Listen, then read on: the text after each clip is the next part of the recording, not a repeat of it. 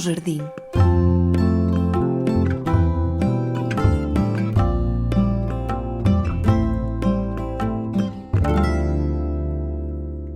Caros ouvintes, neste podcast iremos abordar a temática dos fósseis vivos através de exemplos de algumas das árvores mais icónicas da cidade do Porto.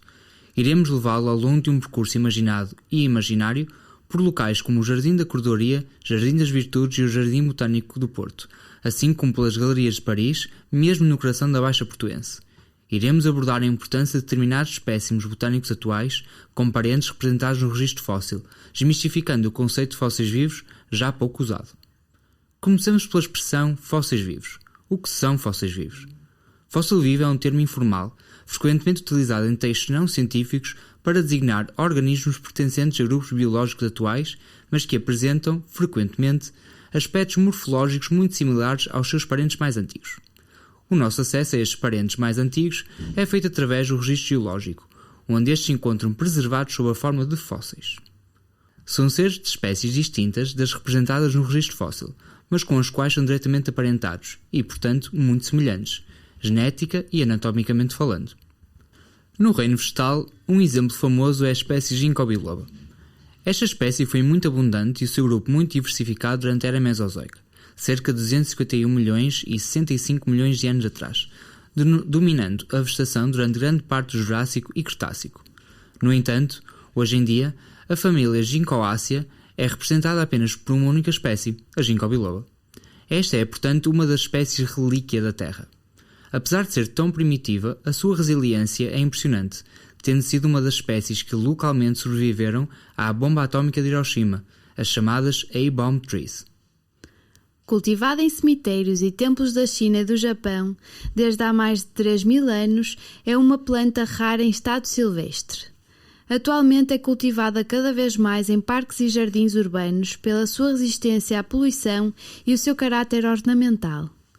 A sua introdução na Europa, mais concretamente na Holanda, data do início do século XVIII e Linneu, considerado o pai da taxonomia moderna, chamou-lhe biloba pela forma de algumas das suas folhas bilobadas.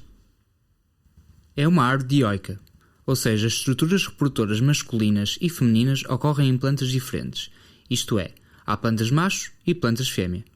As árvores femininas são evitadas em parques, jardins e arruamentos, uma vez que, após a maturação da sua semente carnuda, em outubro e novembro, esta acaba por cair, deixando os pavimentos bastante pegajosos. Mas o pior é que estas sementes exalam um odor bastante desagradável, quase semelhante ao da putrefação. No entanto, na Rua Galerias de Paris, foram plantados exemplares femininos, o que dá muitas dores de cabeça a alguns dos comerciantes. No Jardim das Virtudes encontra-se um dos exemplares de maiores dimensões do nosso país e um dos maiores da Europa.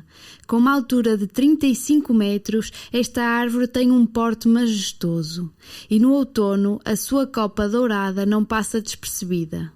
Com mais de 200 anos, é uma das árvores mais antigas da cidade. Terá sido plantada no século XIX e em 2015 foi classificada como árvore de interesse público pela Direção-Geral das Florestas. As araucárias, árvores de grande porte, são também consideradas fósseis vivos, por existirem no registro geológico desde a Era Mesozoica, ou seja, há cerca de 251 milhões de anos. Registros fósseis mostram que até ao fim do período Cretácico, entre 145 e 65 milhões de anos, as araucárias também ocorriam endemicamente e em grande abundância no hemisfério norte. Por exemplo, existe essa evidência no Arizona, nos Estados Unidos da América, na chamada floresta petrificada, onde existe um conjunto de fósseis de troncos mineralizados destas árvores ancestrais. No entanto, hoje em dia apenas ocorrem naturalmente no hemisfério sul, com 2 espécies na América do Sul e 17 na Oceania. A maior diversidade ocorre na Nova Caledónia, devido ao longo isolamento e estabilidade desta ilha. A espécie do género Araucária mais comum dos jardins portugueses é a Araucária heterófila, ou como é vulgarmente conhecida, Araucária de Norfolk. Foi descoberta em 1774 pelo capitão James Cook na ilha de Norfolk, na Oceania, onde é endémica e cresce em florestas subtropicais úmidas a baixa altitude. É uma árvore de grande porte que pode chegar aos 50 metros de altura, com copa piramidal e tronco muito direito. Como indica o restritivo específico heterófila, as folhas jovens e as folhas adultas são diferentes. Os exemplares mais antigos desta espécie no Porto encontram-se no Jardim do Palácio de Cristal.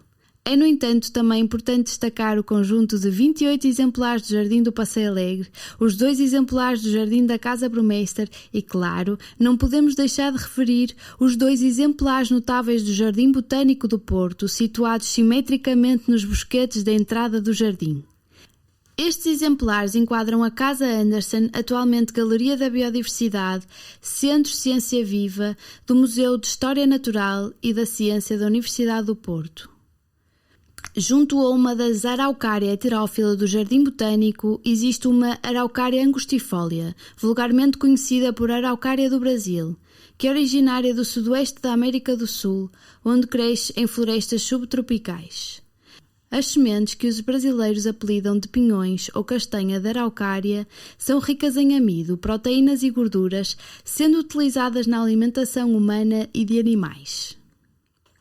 Antes da cultura de café e cereais estar amplamente inscrita na paisagem do Paraná, esta espécie era dominante, sendo chamada de Curitiba toda a extensa região onde esta árvore predominava.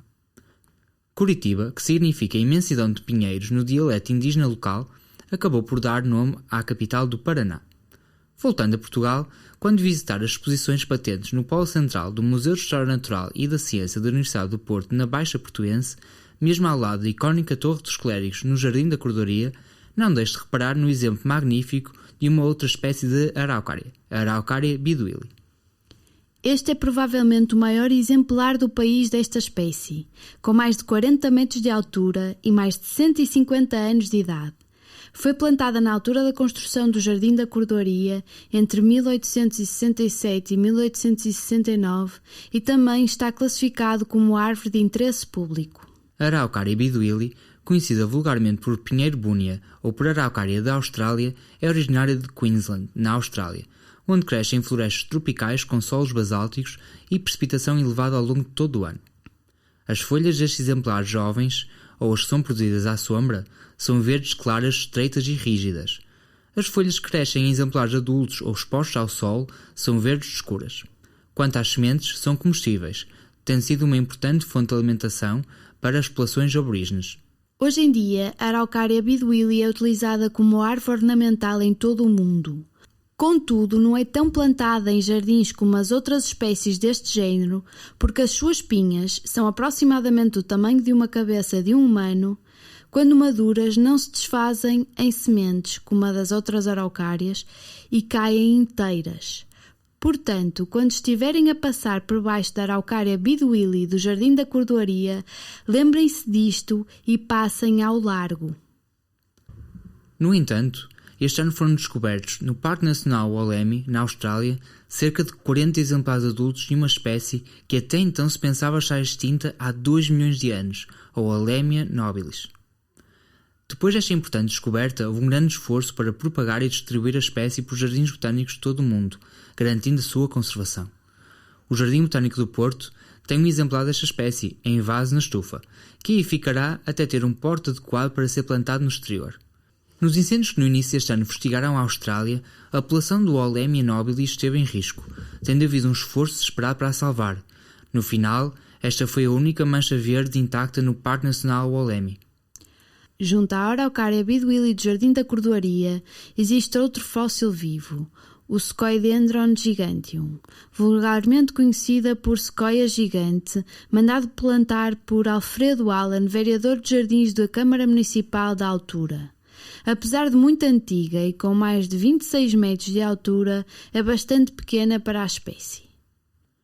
O maior ser vivo do mundo, em termos de volume, é um exemplar de sequoia gigante situado na Giant Forest, no Parque Nacional Sequoia, na Califórnia.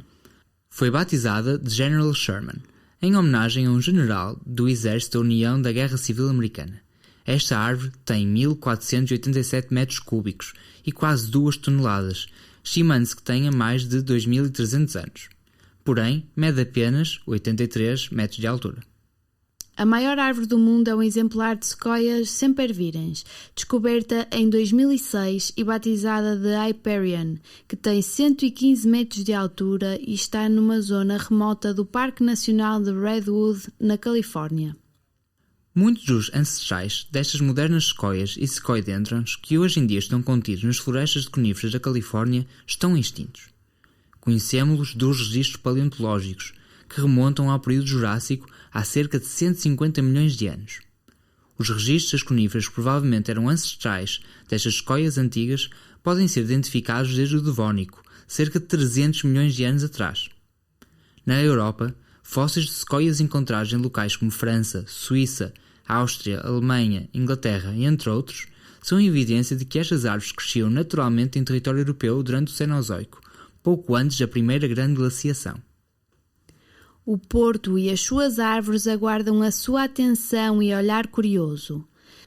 Quem sabe se da sua janela consegue avistar alguns destes fósseis vivos.